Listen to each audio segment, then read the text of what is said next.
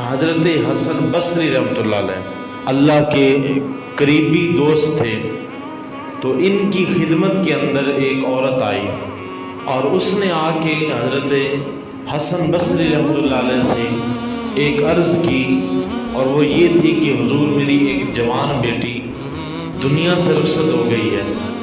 اور اس نے کوئی بہت زیادہ نیکیاں نہیں کی تھیں اور مجھے اس سے بڑی محبت تھی،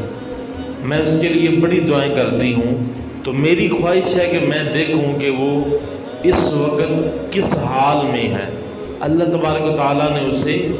کس جگہ پہ رکھا ہوا ہے، وہ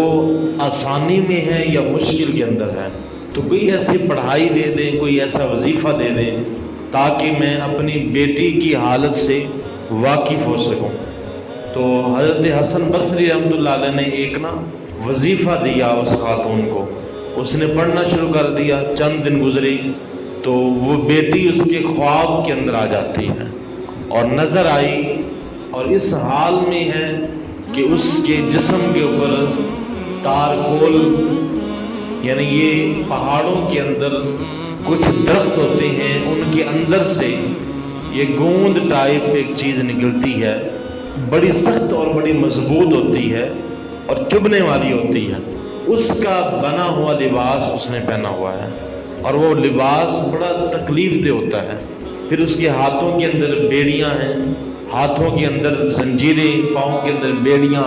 اور بڑی ہی تکلیف کے اندر ہے۔ اب یہ حالت دیکھ لی، اگلے دن صبح حضرت حسن بصری رحمۃ اللہ علیہ کی خدمت میں حاضر ہو گئی اور آ کے یہ سارا واقعہ بیان کیا کہ میں نے اپنی بیٹی کو آج اس حال میں دیکھا ہے۔ تو آپ نے خاموشی اختیار کی، وہ خاتون چلی گئی۔ تو چند دنوں کے بعد حضرت حسن بصری رحمۃ اللہ علیہ آپ کے خواب کے اندر وہی لڑکی آ جاتی ہے، اور کیا دیکھتے ہیں کہ اس لڑکی نے اپنے سر کے اوپر ایک جنت کا تاج پہنا ہوا ہے اور جنت کی سیر کر رہی ہے اور بڑی آسانی کے اندر ہے، خوش باش ہے۔ تو حضرت حسن بصری رحمۃ اللہ علیہ کو دیکھ کے وہ لڑکی کہتی ہے کہ حضور آپ نے مجھے پہچانا ہے؟ آپ نے کہا کہ نہیں، میں نے تو نہیں پہچانا آپ کو۔ اس نے کہا کہ میں اسی ماں کی بیٹی ہوں کہ جو ماں آپ کے پاس فریاد لے کے آئی تھی کہ میں اپنی بیٹی کو دیکھنا چاہتی ہوں کس حال میں ہے، اور اس نے مجھے مشکل کے اندر دیکھا،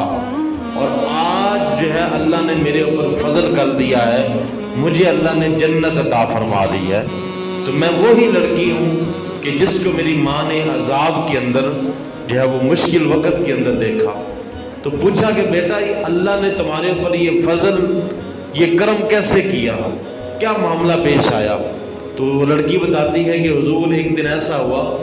کہ جس قبرستان کے اندر میں دفن ہوں، اس قبرستان کے پاس سے ایک مرد گزر رہا تھا، مسلمان حضور کا غلام، اس نے صرف ایک بار درود پاک پڑھ کے ان تمام قبرستان والوں کو بخش دیا، اور قبرستان کے اندر ہزاروں مردے موجود تھے، ان کے اندر 550 ایسے مردے تھے کہ جو عذاب کے اندر تھے،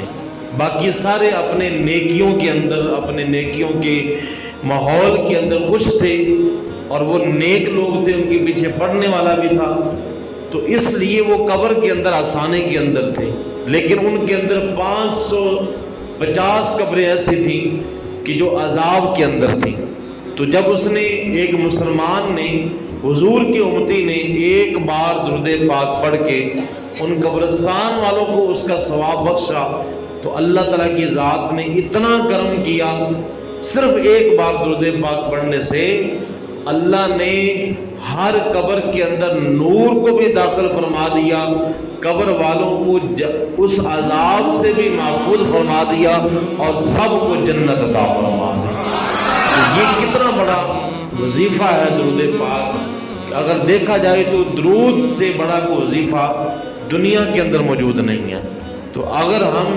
صرف درود پاک پڑھ کے ہی اپنے عزیز و اقربا کو بخشتے رہیں تو یقیناً اس سے بڑی جو ہے اور اس سال ثواب کا کوئی طریقہ کار نہیں ہو سکتا۔